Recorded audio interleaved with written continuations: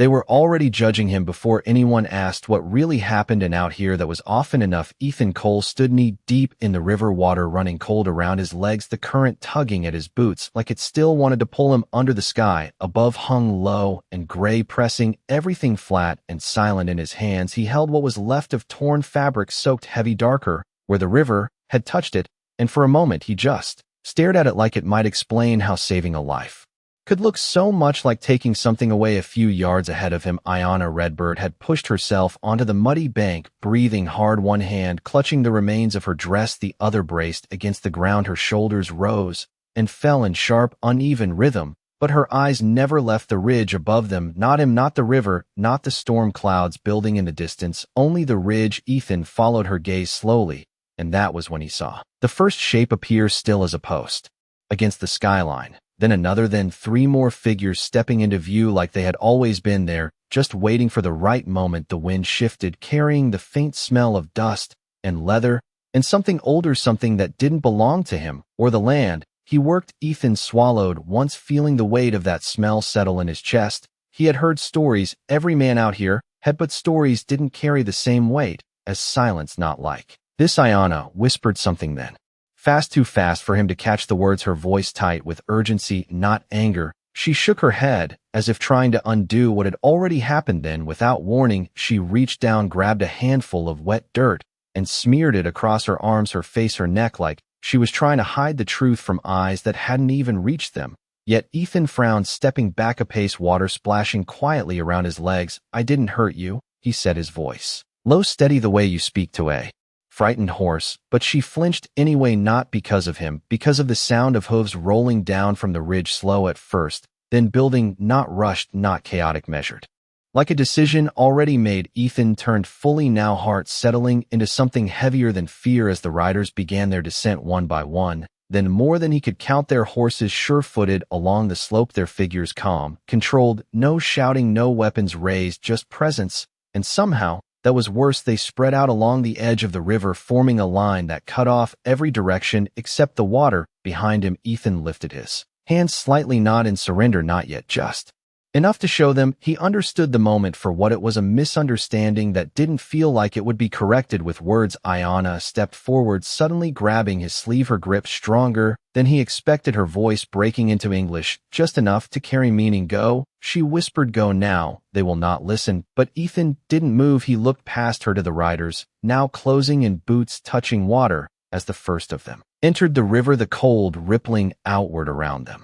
Their eyes moved from her to him, to the torn fabric still in his hand, and back again, building a picture that wasn't true, but felt complete. Ethan lowered his gaze for a second, not in guilt, but in understanding. Out here, what a man meant did not always matter. What a moment looked like mattered more, and this moment was already written in the way they stood, in the way they said nothing. The circle tightened, not rushed, not forced, just inevitable, like a storm finally reaching the valley floor. Ayanna's hand slipped from his sleeve. She stepped back, her breath catching again, but this time it wasn't from the river. It was from something deeper, something older, something he could not name and did not need to understand, because he could see it in her eyes. She knew exactly what they believed and exactly what it would cost to change it. The first warrior stopped 10 feet away, water barely reaching his boots, his face unreadable beneath the shadow of his hat. Behind him, others spread wider until there was no open ground left. Ethan exhaled slowly, the cold air steady in his lungs, and for the first time since he had heard her scream upstream, he realized saving her had been the easy part. Standing here now, that was something else entirely. The river kept moving as if nothing had changed, but the air above it had gone still, heavy like the moment before thunder. Ethan Cole did not lower his hands, and he did not reach for the revolver resting quiet at his hip, because something in the way those riders moved told him that no quick motion would help him now. The first man, who stepped closer, did not speak. He only looked long and steady at the torn cloth in Ethan's grip, then at Ayanna Redbird, standing a few steps back. Her shoulders squared, but her breath still uneven. The distance between them said more than any words could, and Ethan felt it settle in the eyes around him, like a story already told. Ayanna shook her head again, softer this time, as if she were speaking to herself, her fingers tightening around the edge of what remained of her dress, the fabric dark with river water clinging to her frame. She took a step forward, then stopped, her gaze shifting from Ethan to the man at the front of the riders, and Something passed between them, something that carried history and weight and rules. Ethan did not know the man at the front was older, not by years alone, but by the way he held still, like the land itself had taught him patience. His eyes did not rush, they measured, and what they measured now did not favor the stranger in the river. Ethan drew a slow breath, the cold settling deeper into his bones. He thought about the moment upstream, the sound that had cut through the storm, the way he had turned without thinking, the way his horse had resisted the water, and how he had gone in anyway, boots and all, because some things do not wait for permission. He remembered her slipping beneath the surface, her hand breaking through the current, once then gone, and how he had reached out, caught fabric first, then her arm, and pulled with everything he had. The tearing sound had been sharp, quick, like a branch snapping under weight. He had not thought about it, then not until now, not until he saw how that single moment looked from the outside. One of the younger riders shifted his weight, the faint creak of leather carrying across the water, and Ethan noticed how every movement was controlled. No one rushed, no one raised a weapon, no one needed to. The circle itself was enough. Ayanna stepped closer again, this time not toward Ethan, but toward the older man. Her voice came out low, careful in her own language, each word placed like it mattered where it landed. The older man listened without interruption, his gaze never leaving Ethan's face, not even when she spoke, longer, faster now, as if trying to reach something before it was too late. Ethan could not understand the words, but he could hear the strain in them, and that was enough. The man answered her with a single sentence, quiet and firm, and whatever he said made her shoulders drop,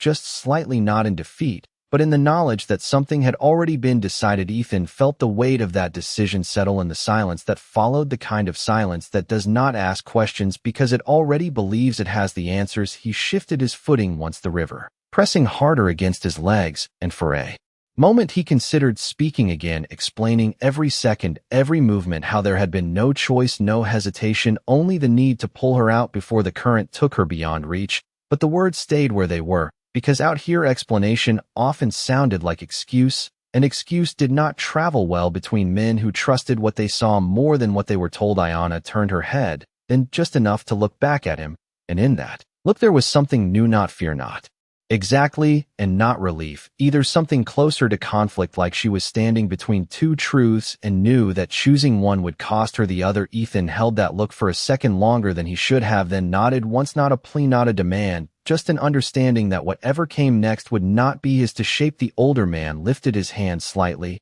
and the circle tightened by a single step, water shifting around, boots, the sound soft but final, and in that moment Ethan realized the river had not changed at all, only the story standing inside it had, and stories out here had a way of deciding their own ending long before anyone spoke. The wind moved first, a slow breath across the surface of the river, bending it just enough to break the reflection of sky and men, and in that small distortion Ethan Cole felt the moment begin to shift, not in his favor, not yet, but away from something final. The older man at the front did not lower his gaze, and he did not raise his voice. Instead, he stepped one pace closer until the water reached the edge of his boots, and the space between him and Ethan felt smaller than it was. Ayanna Redbird drew in a breath that sounded like it hurt her chest, and this time when she spoke it was not fast, not rushed. Each word came slower, heavier, like she was choosing which truth she could afford to carry. She pointed once, not at Ethan, but toward the bend of the river upstream,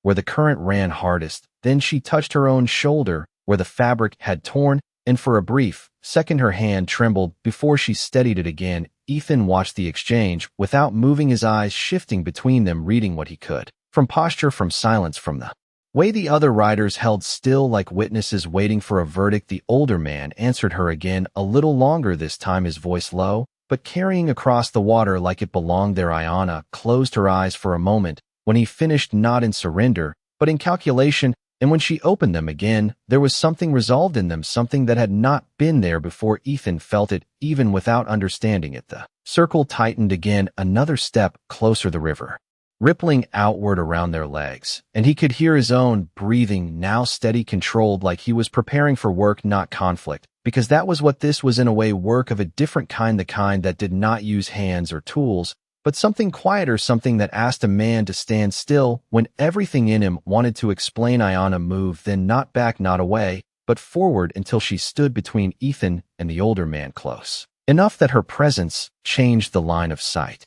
Her shoulders squared despite the cold water still clinging to her clothes, And for a second, no one spoke, not the riders, not the man in front, not Ethan, even the river seemed to lower its voice. Iona lifted her chin slightly, and when she spoke again, it was in English, not her own language, not the one that carried safety for her, but the one that carried risk. Her voice was softer than before, but it did not shake. He pulled me from the water. She said the words, simple, plain, nothing added, nothing taken away, and they hung there between them like something fragile that could either break or hold, depending on who chose to believe it. Ethan did not move. He did not look at her. He kept his eyes on the older man because that was where the decision lived. The older man studied her now, not Ethan, not the cloth, not the distance, but her face, her voice, the steadiness of it.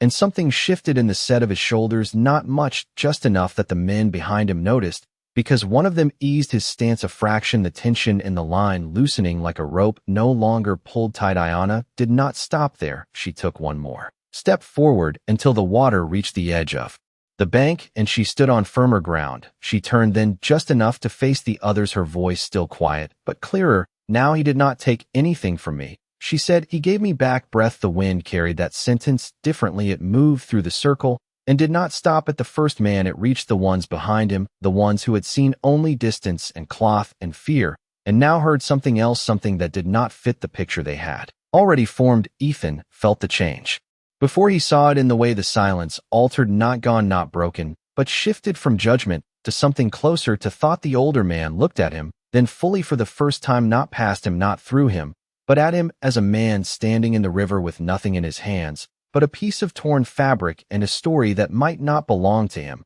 but had passed through him all the same. Ethan lowered his hands slowly, not as a sign of ease, but because the moment allowed it now, just barely, and he let the cloth fall from his fingers into the water, where it drifted away, carried by a current that did not care who had held it or why. And in that quiet movement, something unseen began to change, not fully, not yet, but enough that the ending was no longer certain. And out here, uncertainty was the closest thing to mercy a man could ask for. The river carried the torn cloth away until it was nothing more than a dark shape swallowed by the bend, and with it something in the air seemed to loosen, not disappear, not forgiven, but loosened just enough for breath to return to the space between them. Ethan Cole let his hands fall fully to his sides, the cold settling deeper now that he was no longer holding them up, and he did not move forward. He did not move back. He stayed exactly where he was, because any step in either direction would mean something, and he had already learned that meaning here did not belong to him. Iona Redbird remained where she stood on the edge of the bank, the water dripping slowly from the hem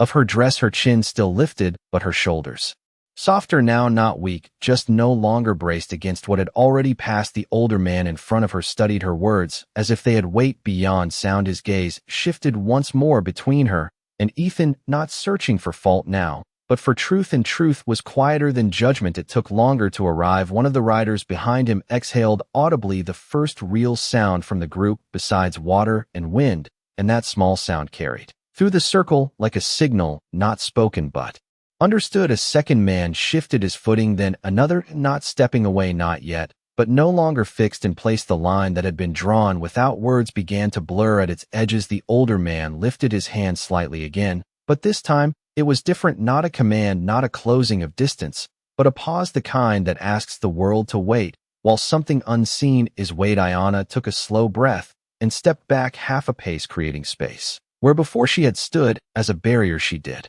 not look at Ethan this time. She looked at the men behind the elder, meeting their eyes one by one, not with defiance, not with pleading, but with something steadier, something that asked them to see her as she was, not as they had assumed. Ethan followed that movement with his eyes, noticing how the men responded, not all at once, not the same way, but enough that the silence shifted again, no longer sharp, no longer cutting. Now it felt uncertain, like ground that might hold or might give depending on the next step. The older man spoke, then his voice low, measured, carrying across the water without force. Ethan could not understand the words, but he understood the tone. It was not accusation, it was not absolution, it was something in between, something that left room for a man to stand without being pushed forward or back. Iona answered him briefly, her voice calm, now no longer rushed, and when she finished, she lowered her gaze just slightly, not in submission, but in acknowledgement of the weight that had just passed between them. The elder nodded once, slow, deliberate, and then he turned his head to the side, not away from Ethan but toward his own men, And in that small movement something changed more clearly than before. One of the younger riders stepped back a single pace. Then another followed the water around their boots, settling into a quieter pattern as the pressure of their presence eased. The circle did not break, but it opened just enough to show that it could. Ethan remained still, watching, feeling the shift move through them, like wind through tall grass, not seen at first, only felt until everything leans. With it, the older man looked back at him, then, and for the first time, there was no edge in his gaze, no assumption, no conclusion, only recognition of a man who had stood where he was placed and had not tried to force the moment into something else. Ethan inclined his head slightly, not a gesture he used often, but one that felt right here, simple, clear, without demand. The elder held that look for a second longer, then gave the smallest nod in return, and turned away, stepping out of the water onto the bank, his movement unhurried, certain, the kind that did not need to prove itself. The men followed, not all at once, not in perfect order, but in a way that showed the decision had been made and would hold. Ayanna remained where she was until the last of them stepped back. Then she turned slowly toward Ethan, her eyes meeting his now, without the fear that had been there before, but with something more complex, something that carried both what had been risked and what had been saved. The river moved between them, steady, unchanged, and for a moment neither spoke, because some things did not need to be said once they had already been proven. In silence, the last rider stepped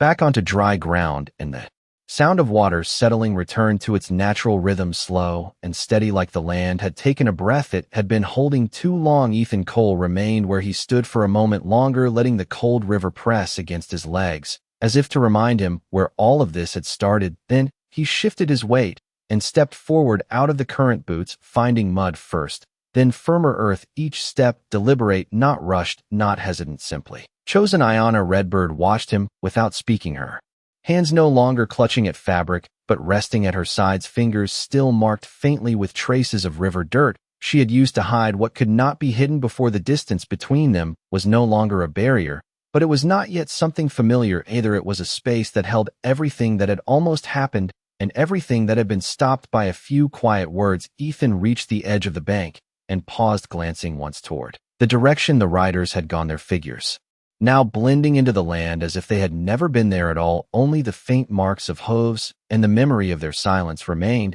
He let out a slow breath and turned back to Ayanna. The wind had shifted again, softer, now carrying the scent of wet earth and distant sage. She stepped closer this time, without hesitation, stopping a few feet from him, her eyes steady, not searching, not questioning, simply present. "You should not have stayed," she said, her voice calm but carrying weight. Ethan gave a small nod. "Maybe not," he replied, "but leaving did not feel right." She studied him for a moment longer, as if measuring the truth in that answer. Then her gaze dropped briefly to his hands, empty, now no weapon, no cloth, nothing to explain or defend. When she looked back up, there was something different there, not gratitude exactly, and not doubt, something closer to respect, shaped by what had not been done rather than what had been done. They would have believed what they saw, she said quietly. Ethan looked past her to the river, where the current continued on, without memory. "That happens more than it should," he answered. Ayanna tilted her head, slightly considering that, then stepped aside just enough to look upstream, where the water bent around the rocks. "You came from that way," she said. He nodded. "Cattle broke through a fence this morning. I was tracking them when I heard you." She was silent for a second. Then a faint, almost invisible shift crossed her expression, something like understanding or perhaps recognition of how small moments collide and change direction. "Without warning, you turned back for a voice you did not know," she said. Ethan shrugged lightly. "Out here, you do not ignore a sound like that." She held his gaze a little longer, then glanced down at her dress, the torn edge now heavy with water. She reached for it gently, pulling the fabric together, as if restoring what could be restored, though both of them knew it would never be the same. She did not seem troubled by that, not anymore. She let it fall again and straightened her shoulders. "My father will remember this," she said, not as a warning, not as a promise, simply a fact. Ethan nodded once. "That is his right." Ayanna looked toward the horizon where the riders had disappeared, then back at him. "You stood when it would have been easier to speak more." He considered that for a moment, the quiet stretching between them again. "Words do not always belong to the one they accuse," he said. "Sometimes they belong to the one who was there." She did not answer immediately. Instead, she stepped closer until the distance between them felt intentional rather than uncertain. The wind lifted a strand of her hair and carried it across her cheek before letting it fall Again you understood that, she said softly. Ethan met her eyes. I understood enough. Ayanna gave a slight nod, then turned her gaze once more to the river, watching the place where the current had nearly taken her. And for a moment neither of them spoke, because there was nothing left that needed to be defended, nothing left that needed to be proven, only the quiet understanding that something had been placed between them, not by choice, but by circumstance, and it would remain there long after the water had forgotten the shape of their footprints. The river had moved on, but the moment had not. It lingered in the quiet space between them like a story that had not decided whether it was finished. Ethan Cole shifted his weight on the bank, feeling the damp earth hold beneath his boots more solid than the uncertainty that had just passed through him. He glanced once more toward the ridge where the riders had disappeared. Nothing remained now but distance and the faint memory of eyes that had measured him. Without words, Ayanna Redbird followed his gaze for a second before turning back to the river, her arms folded lightly across herself, not out of fear, but out of thought, as if she were holding something in place that might otherwise slip away. You should leave before they return, she said after a moment, her voice even, but not distant. Ethan looked at her. They will return? She gave a small nod. Not immediately,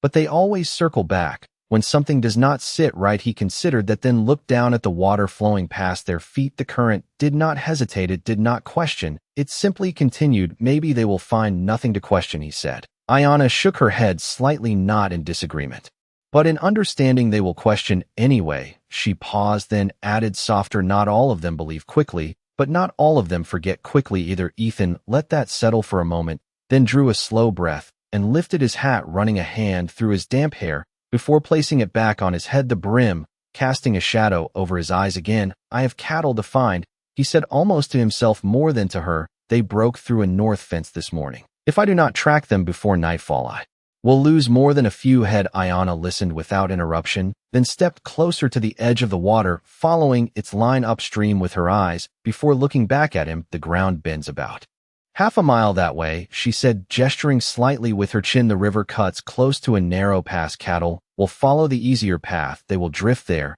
if they have not already. Ethan raised an eyebrow slightly. You know this land? While she met his look, it knows me better. He gave a faint, almost unnoticeable smile at that, then nodded. Once I will check the pass. She hesitated, then reached up and pulled a thin leather cord from beneath her collar. A small piece of turquoise wrapped in worn silver rested against her palm. She studied it for a second before extending her hand toward him. Take this, she said. Ethan did not move at first, his eyes dropping to the object, then back to her. I do not need payment, he replied quietly. Ayanna shook her head. This is not payment. She stepped closer, closing the distance until the object was between them, steady in her open hand. If they see you again, and they will, this tells them you stood in truth, not just in words. Ethan looked at the pendant again, the stone catching what little light broke through the clouds. It was not large, not polished, but it carried weight, the kind that did not come from size. He hesitated only a second longer before reaching out and taking it from her fingers, careful not to brush her hand, not out of fear,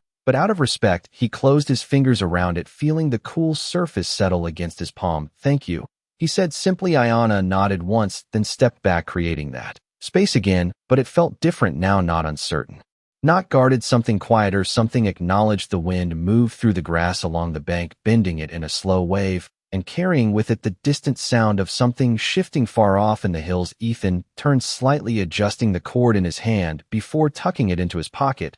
Then he looked back at her. One last time. You should get dry, he said. The river is not kind when the sun drops. She almost smiled, not fully, just enough to show she understood the thought. I have known colder waters, she replied. Ethan gave a small nod, then turned toward the direction she had pointed, his step steady as he moved along the bank, following the bend of the river without looking back. Ayanna remained where she was, watching him go, her expression unreadable but not empty. And as the distance between them grew, the river continued its quiet path, carrying away what had been seen, but leaving behind what had been understood. Ethan Cole followed the bend of the river, just as she had said, the ground narrowing into a shallow pass, where the land seemed to fold in on itself. The grass grew thinner here, pressed down by the movement of animals and wind.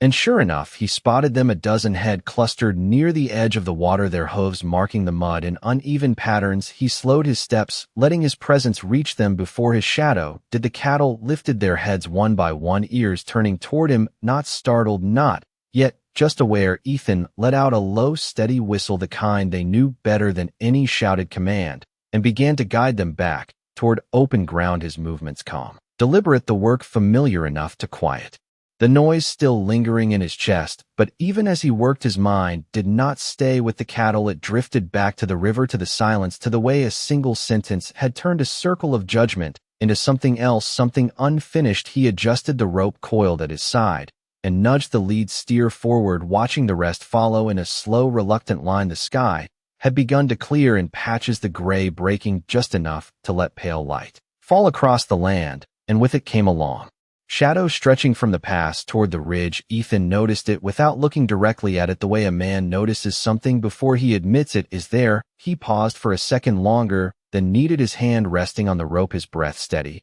Then he turned his head just slightly and saw them, not many this time, 3 riders standing still against the horizon, not hidden, not advancing, simply watching, the same quiet presence as before, but different in number and in weight. These were not the many, these were the few, the ones who return when something has not settled right. Ethan did not call out, he did not wave, he simply went back to his work, guiding the cattle forward, as if the land held no witnesses. But his awareness sharpened, every step, every sound carrying further than it should. The cattle moved slower, now sensing something in the air they could not name. One of them shifted to the side, breaking from the line. Ethan stepped in front of it, blocking its path with a gentle motion, guiding it back. Without force, the riders did not move. They remained where they were, watching the man who had not run, watching the man who had not spoken more than he needed to. The distance between them stayed the same, measured in yards, but also in something else, something that had begun at the river and had not ended there. Ethan finished turning the last of the cattle toward the open field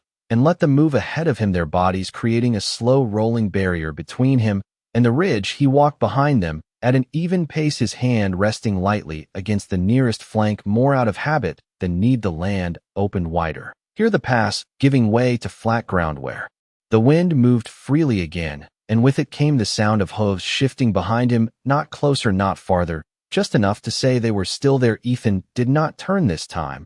He kept walking, guiding the herd toward the direction of his ranch, where the broken fence waited, and the work of repair would begin before the sun dropped low. He reached the edge of the field and stopped for a moment, letting the cattle drift ahead on their own. Then he finally looked back. The 3 riders had moved down from the ridge, now closer, but still keeping their distance, their faces unreadable from where he stood, but their posture clear. They were not here for confrontation. They were here for something else, something that did not need to be rushed. Ethan stood there a moment longer, meeting that distance without stepping into it, without stepping away from it either.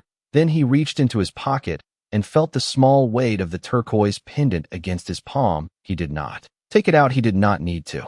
He simply let his hand rest there for a second before lowering it again. The wind moved between them, carrying nothing but the quiet understanding that this was not finished, not yet.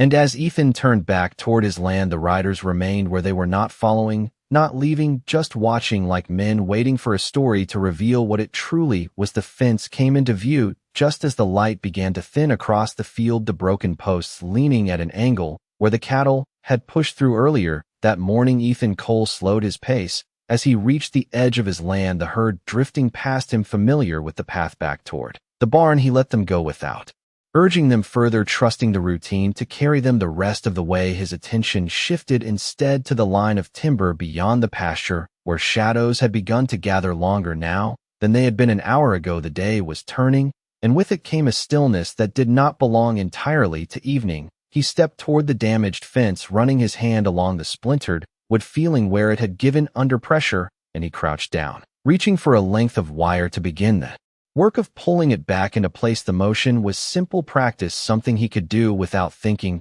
but tonight it did not quiet his mind the way it usually did. He felt it again before he saw it, the presence, not close, not pressing, but steady, the kind that does not need to move to be felt. He stood slowly, wiping his hands on his jeans, and turned his head just enough to look toward the timber line. They had come closer, now, the 3 riders. No longer on the ridge, no longer distant shapes, but figures defined against the fading light, still keeping space, still holding that same measured silence. Ethan did not step toward them, and he did not call out. He stayed where he was, one hand resting lightly on the fence post, the other hanging loose at his side. The wind shifted, carrying the scent of dust and leather once more familiar now in a way it had not been before. One of the riders moved first, not forward, but down from his horse boots touching the ground without sound. He took a few steps ahead of the others, stopping at a distance that respected the land between them. Then he reached into his saddle and pulled free a small bundle wrapped in cloth. He held it for a moment, as if weighing something unseen before walking the rest of the way forward.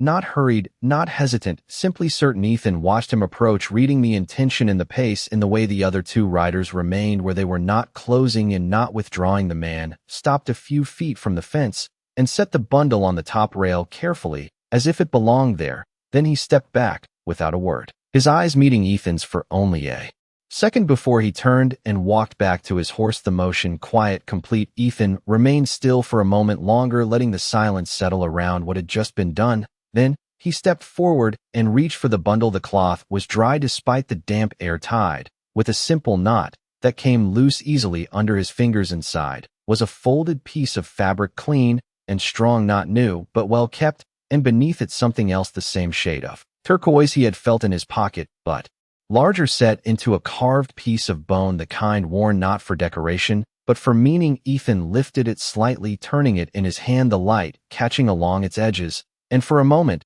he did not move. He did not look up until he felt the shift in the air again. The riders were watching, still waiting, not for a reaction, not for thanks, but for acknowledgement. Something that closed what had been opened at the river. Ethan glanced down at the broken fence, then back at the object in his hand. Then, slowly, he set the new fabric across the top rail beside the damaged post and placed the carved piece of bone against it where it could be seen. Not hidden, not claimed, simply there. The wind moved through the field, lifting the edge of the cloth slightly before letting it fall again. And when Ethan looked back toward the timber line, the riders had already begun to turn their horses, not in retreat, not in departure, but in completion of something that did not need words. The distance between them widened once more, but this time it felt different, not uncertain, not waiting. Something settled, something finished, and yet not entirely ended, because as Ethan turned back to the fence and began to work, the sound of hooves faded into the land, carrying with it the quiet understanding that some debts were not measured in what was given or taken, but in what was seen and allowed to remain true. Even when no one spoke it aloud, the wire tightened with a low metallic pull as Ethan Cole secured it against the post, the rhythm of his work steady again, the kind that asked nothing from the world but time. The last light of day stretched long across the pasture, turning the grass into muted gold and shadow. And for a while there was nothing but that the quiet sound of effort, the soft shifting of cattle near the barn, and the distant wind moving through open land. He worked until the fence stood straight enough to hold, until the gap that had broken the morning was no longer a path, but a memory. Then he stepped back, wiping his hands slowly, his eyes moving once more to the top rail where the cloth and the carved bone rested untouched, exactly where he had placed them. He reached up and lifted the cloth first, running it between his fingers, feeling its weight, its purpose. It was not fine, not meant for show. It was meant to last, meant to be worn without needing to be explained. He folded it once, then again, before tucking it under his arm. And then he picked up the carved piece of bone. The turquoise set within it caught the last of the light, faint, but steady, like something that did not need the sun to hold its color. He turned it once in his hand, then slipped it into his pocket beside the smaller stone she had given him earlier, the two resting together, without sound, without movement, but not without meaning. The air cooled as the sun dropped lower, the sky shifting into deeper tones, and the land settled into evening, the kind that made a man aware of how far he was from everything else. Ethan walked toward the barn, his boots pressing into the dirt that had known his steps for years. The cattle had gathered near the trough, their presence calm, now contained by the fence he had mended. He paused at the door, resting his hand against the wood for a second before pushing it open and stepping inside.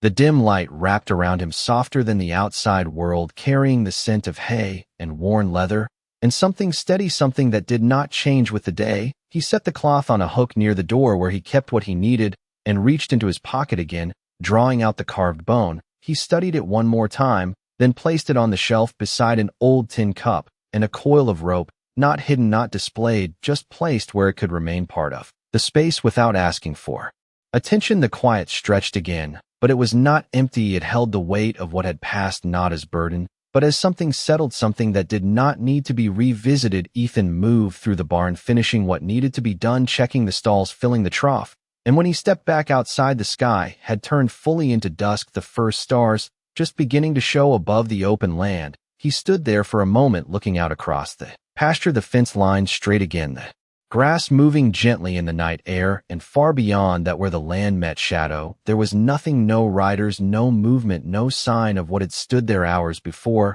And yet he knew the absence did not mean it had been imagined. Some things did not leave marks you could follow. They stayed in quieter ways, and choices made in words not spoken, in the space a man chooses to hold when he could have filled it with something else. Ethan reached up, adjusting his hat slightly, then let his hand fall back to his side, his gaze steady on the horizon where the last light had faded completely. He did not expect them to return, and he did not expect anything more from what had happened.